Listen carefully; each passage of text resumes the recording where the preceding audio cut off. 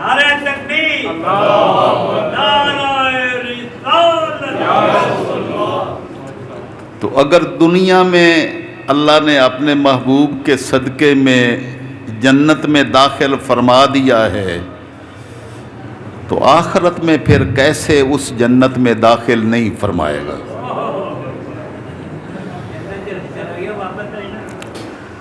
تو یہاں تو سید الانبیاء صلی اللہ تعالی وسلم کے غلاموں کے لیے دنیا میں بھی جنت ہے، آخرت میں تو ہوگی صحیح۔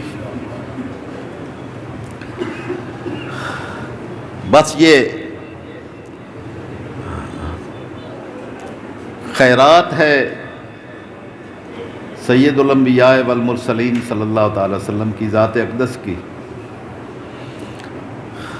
بڑے اچھے انتظامات کیے ہیں، ٹائم مقرر کیا ہے تاکہ کوئی بھگدڑ نہ مچے، رش نہ ہو، اور سب سے بڑی بات یہ کہ سید الانبیاء صلی اللہ تعالی علیہ وسلم کی بارگاہ اقدس اور مدینہ منورہ کی سرزمین اور اس کی ایک ایک ساتھ ادب اور تعظیم مصطفیٰ صلی اللہ تعالی وسلم کا تقاضا کرتی ہے۔ نفس گم کردہ می آید جنید و با یزید اینجا، جنید بغدادی اور با یزید بسطامی جیسی ہستیاں سانس بھی روک کر یہاں حاضری دیتے ہیں کہ کہیں سانس لینا بھی بے ادبی اور گستاخی نہ بن جائے۔ تو یہ ادب کے سارے تقاضے ہیں، ان کو ملحوظ خاطر رکھنا ہر اس شخص کے لیے لازم ہے جس کو آقا علیہ السلام کی بارگاہ اقدس کی حاضری نصیب ہو۔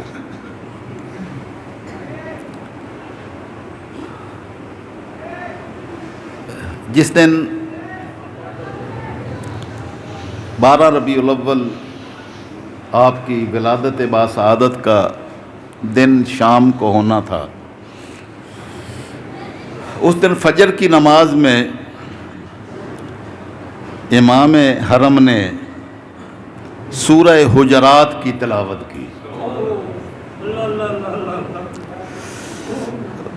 2 رکوعوں پر مشتمل ہے سورہ حجرات۔ تو پہلی رکعت میں 1 رکوع پڑھا تو میلاد مصطفیٰ صلی اللہ تعالی وسلم کا حق ادا کر دیا۔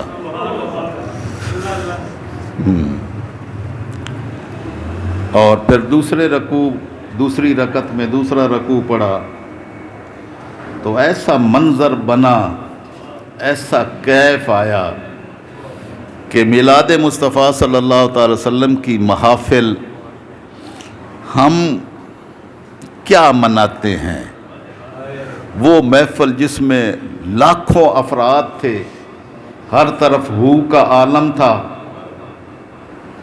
بیت اللہ شریف کی طرف منہ تھا، اللہ کی بارگاہ تھی، اللہ کے حضور ہاتھ باندھے اس کی عبادت میں مصروف، اور سامنے گنبد خضرا کے جلوے اور نظارے، اور سورہ حجرات کی آیات مبارکہ میں میلاد مصطفیٰ صلی اللہ تعالی وسلم کے تذکرے اور آپ کی بارگاہ کے آداب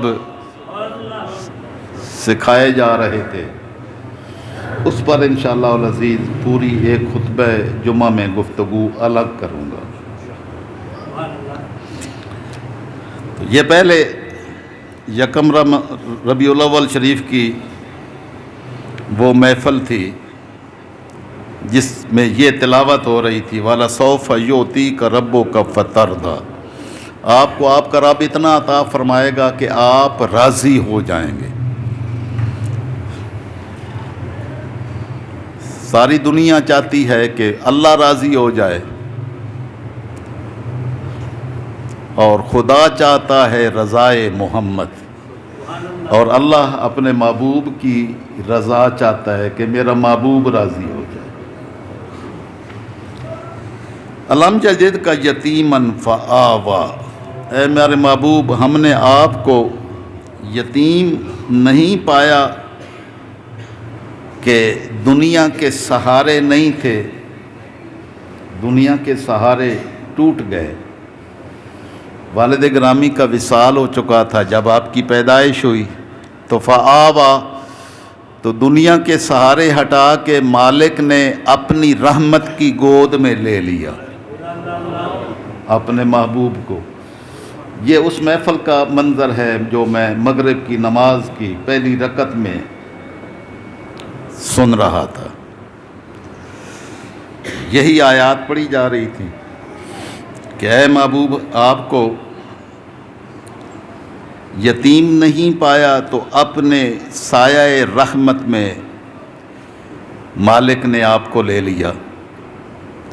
وَوَجَدَكَ ضَالًّا فَهَدَىٰ، آپ کو اپنی محبت کی وارفتگی میں اتنا گم پایا،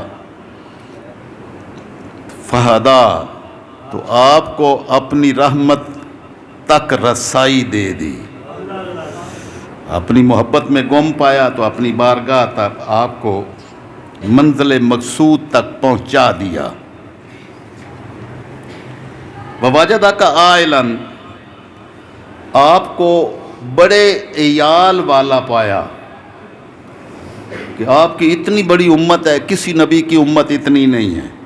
آقا علیہ السلام نے فرمایا قیامت کے دن 120 لائنیں ہوں گی سارے انسانوں کی، جس میں سے 80 لائنیں سید الانبیاء کی امت کی ہوں گی، باقی 40 لائنیں باقی سارے نبیوں کی امتوں کی ہوں گی۔ تو وَوَجَدَكَ عَائِلًا، اے میرے محبوب، ہم نے آپ کو بڑے عیال والا پایا تو فَأَغْنَىٰ، اتنا عطا کر دیا کہ سارے عیال کی کفالت آپ فرماتے رہے۔ وَوَجَدَكَ عَائِلًا فَأَغْنَىٰ، آپ کو غنی کر دیا۔ فَأَمَّا الْيَتِيمَ فَلَا تَقْهَرْ، میرے محبوب، یتیم کو، کسی یتیم کو پر سختی نہ فرمائیے، سختی نہ فرمانا۔ یتیموں کے والی ہی تو آپ بنا کے بھیجے گئے ہیں۔ وَأَمَّا السَّائِلَ فَلَا تَنْهَرْ، اور اے میرے محبوب صلی اللہ تعالی وسلم، مانگنے والا آئے تو اس کو جھڑکنا نہیں ہے، یعنی خالی واپس نہیں لوٹانا ہے۔ یہ کون کہہ رہا ہے؟ اللہ کہہ رہا ہے۔ کس کو کہہ رہا ہے؟ اپنے محبوب کو کہہ رہا ہے۔ تو باری تعالیٰ اگر تیرے محبوب کی چوکھٹ پر کوئی آ کے ساری کائنات ہی مانگ لے تو پھر تو مالک نے فرمایا وَأَمَّا السَّائِلَ فَلَا تَنْهَرْ، میرے محبوب، کوئی بھی سوالی جو سوال کرے تو آپ نے اس کو محروم نہیں رکھنا ہے، بانٹ دینا ہے۔ اس لیے کہ اللہ اور اس کے رسول کے خزانے کبھی ختم ہونے والے نہیں ہیں۔ آقا علیہ السلام نے فرمایا کہ وَاللَّهُ یُعْطِی وَأَنَا قَاسِمٌ، دیتا اللہ ہے، تقسیم میں کرتا ہوں۔ سارے خزانے مالک کے ہیں جو اس نے اپنے محبوب کے ذات کو عطا فرما دیے، تقسیم آپ کی چوکھٹ سے ہوتے ہیں۔ تو اللہ نے حکم فرمایا قرآن پاک میں وَأَمَّا السَّائِلَ فَلَا تَنْهَرْ، سوال کرنے والے کو جھڑکنا نہیں ہے کہ نہیں یہ نہیں ہے، جو مانگے دے دیں۔ اس لیے سید الانبیاء صلی اللہ تعالی وسلم نے خطبہ ارشاد فرمایا، بخاری شریف اور مسلم شریف دیگر تمام کتب میں یہ مشہور حدیث اور آپ کا خطبہ موجود ہے کہ آقا علیہ السلام نے ابتدائے آفرینش سے لے کر ابتدائے کائنات عالمی، جب سے کوئی مخلوق بنی تو وہاں سے لے کر آقا علیہ السلام نے ایک خطبے میں کائنات کی ہر شے کا بیان فرما دیا۔ حتیٰ دخل اہل الجنت منازلہم و اہل النار منازلہم، جہاں تک کہ جنتی لوگ جنت میں داخل فرما دیا کہ کون کون جنت میں جائے گا، کون کون دوزخ میں جائے گا۔ ایک ہی خطبے میں عالمین کی ہر شے کو بیان کر دیا۔ اتنا بیان کیا۔ تو آقا علیہ الصلوۃ والسلام نے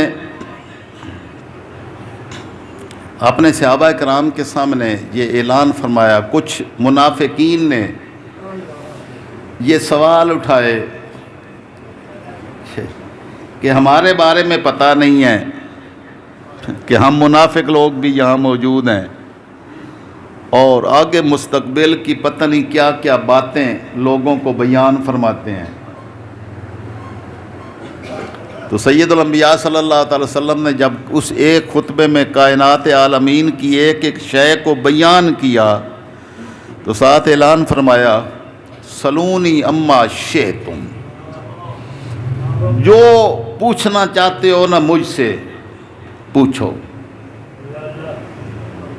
جو پوچھنا چاہتے ہو۔ ایک صحابی کھڑے ہوئے، ان کے نسب میں طعن کیا جاتا تھا، تو انہوں نے عرض کی، من ابی یا رسول اللہ، میرا باپ کون ہے؟ یہ شریعت کا سوال تھا،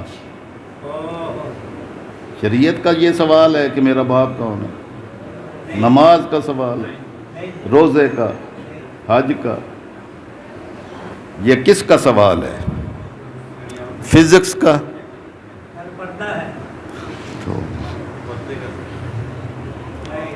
تو یہ سوال کیا، آپ نے فرمایا ابو کا حذافہ، تیرا باپ حذافہ ہے۔ یہ نہیں فرمایا پہ کوئی شریعت کا سوال کرتے، کوئی نماز روزے کا سوال کرتے، یہ کون سا سوال کر دیا؟ تو پھر فرمایا، سنونی اما شئتم ما دمت فی مقامی ھذا، جب تک میں یہاں پر ہوں تو جو پوچھنا چاہتے ہو پائے، کائنات عالمین کے بارے میں پوچھ لو۔ اگر قیامت کا پوچھتے تو آپ قیامت کا بھی بتا دیتے، لیکن کسی کو یہ سوال اللہ نے کرنے نہیں دیا، کیونکہ وہ اس کو مخفی رکھنا چاہتا تھا۔ اس لیے سید الانبیاء صلی اللہ تعالی وسلم نے قیامت سے پہلے کے بھی احوال بیان کیے، بعد کے بھی احوال بیان کیا، قیامت کا دن کب آنا ہے یہ بیان نہیں کیا۔ تو باقی فرمایا، جو پوچھنا چاہتے ہو مجھ سے پوچھو، جو مانگنا چاہتے ہو مانگو۔ تو اللہ نے فرمایا، وَأَمَّا السَّائِلَ فَلَا تَنْهَرْ، میرے محبوب سوال کرنے والے کو جھڑکنا نہیں ہے، جو مانگے دیتے جائیں۔ وَأَمَّا بِنِعْمَتِ رَبِّكَ فَحَدِّثْ، اور جو اللہ نے آپ کو عظمتیں عطا فرمائی ہیں یہ لوگوں میں بیان کریں۔ کسی کو کوئی اپنی مقامات اور اپنی تعریفیں کرنے کی اجازت نہیں ہے، لیکن سید الانبیاء کو مالک حکم دیتا ہے کہ محبوب اپنی عظمتیں خود بیان فرمائیں، جو اللہ نے آپ کو عظمتیں عطا فرمائی ہیں ان کا بیان کریں۔ تو سید الانبیاء نے اپنی عظمتوں کو بیان کیا، آدم و من سواء تحت لوائی یوم القیامت ولا فخر، قیامت کے دن آدم علیہ السلام سے لے کر باقی ساری کائنات میرے جھنڈے کے نیچے ہوگی، اور اس پر کوئی فخر و مباحات نہیں ہے، یہ اللہ کی عطا کی ہوئی نعمتوں کا بیان کر رہا ہے، ولا فخر۔ مالک نے یہ حکم فرمایا تھا، وَأَمَّا بِنِعْمَتِ رَبِّكَ فَحَدِّثْ، تحدیث نعمت کے طور پر اللہ نے جو آپ کو عظمتیں عطا فرمائی ہیں ان کو آگے بیان کیا کریں۔ تو بس وہ تو اب وہاں کے کون سی بیان کی جائے بات، کون سی چھوڑی جائے۔ میری بیٹی نے مجھے پیغام چھوڑا کہ ابو جی مجھے سید الانبیاء صلی اللہ تعالی وسلم کے مسجد نبوی میں لگے ہوئے دسترخوان کا تبرک چاہیے۔ میں حرم مکہ کا زمزم اور مدینہ طیبہ کی کھجوریں یہ میں تبرک لاتا ہوں، میں نے سارا معمول ہی یہی رہا۔ آخری دن اس نے یہ فرمائش کر دی کہ مجھے تاجدار کائنات صلی اللہ تعالی وسلم کا مسجد نبوی میں دسترخوان لگتا ہے، تو مجھے اس کے ٹکڑے چاہیے، میرے لیے یہ تبرک لے کے آنا ہے۔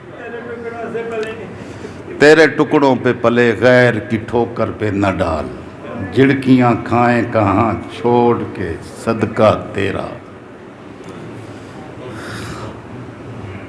یہ میں ممبر پہ بیٹھا ہوں، آخری دن تھا، 12 ربیع الاول شریف کی رات تھی۔ میں عصر کے بعد اسی چھتریوں کے نیچے ایک صف میں روضہ انور کے سامنے بیٹھا تھا، تو وہ بدھ والا دن تھا۔ بدھ والے دن دسترخوان نہیں لگتا، لیکن فرمائش تھی کہ آقا علیہ السلام کے دسترخوان کے ٹکڑے چاہیے، میرے لیے یہ تبرک لے کے آنا۔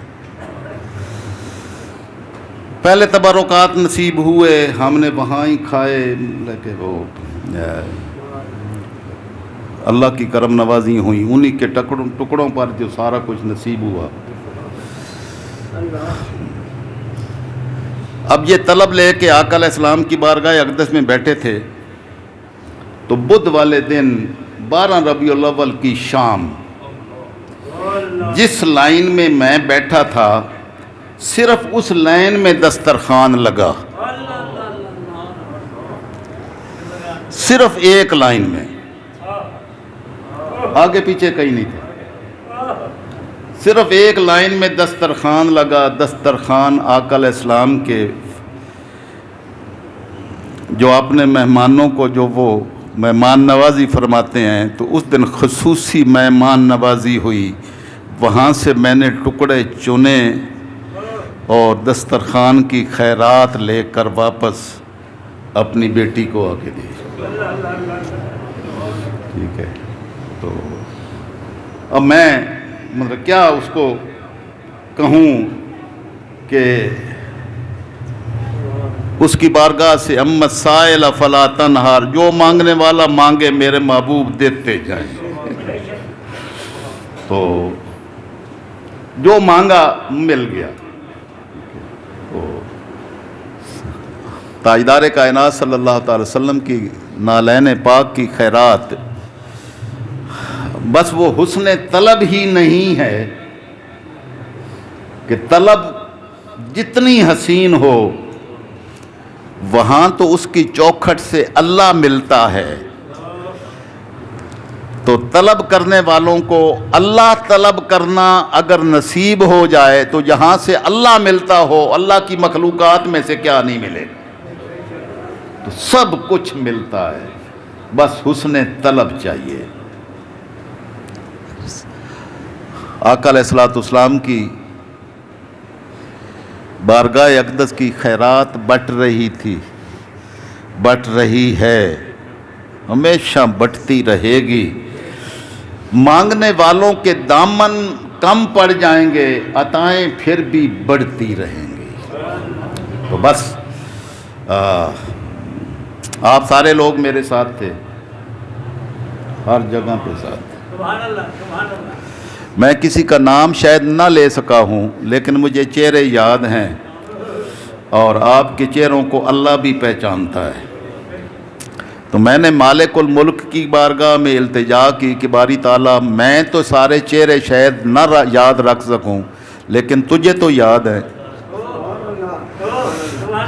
مجھے کسی کا نام یاد نہ ہو، لیکن تجھے تو ساروں کے نام آتے ہیں۔ تو مالک الملک بس ساروں کے دامن کو اپنی رحمتوں، اپنے محبوب کے نالین پاک کی خیرات سے بھر دے۔ تو بس مالک الملک نے کرم فرمایا، یہ اس کی عنایات ہیں۔ ہم اس قابل نہیں تھے، کیونکہ ہمارا تو وجود ہی اس جگہ پہ جاننے کے قابل نہیں تھا۔ بس یہ صرف سید الانبیاء صلی اللہ تعالی وسلم کے نالین پاک کی خیرات ہے کہ ہم جیسے لوگوں کو اس نے اپنی بارگاہ اور اپنی چوکھٹ پہ حاضری کا شرف عطا کیا۔ بس یہی التجا ہے کہ آپ سب کو مالک الملک اپنے محبوب کی چوکھٹ اور آپ کے در اقدس کی زیارت نصیب فرمائے، اور ہماری سب کی حاضری جو اس کی بارگاہ میں ہماری دعائیں آپ لوگوں کے لیے، پوری امت مسلمہ کے ہر فرد کے لیے تھی، وہ ہر ایک کے حق میں مالک الملک قبول و منظور فرمائے۔ والسلام علیکم ورحمۃ اللہ وبرکاتہ۔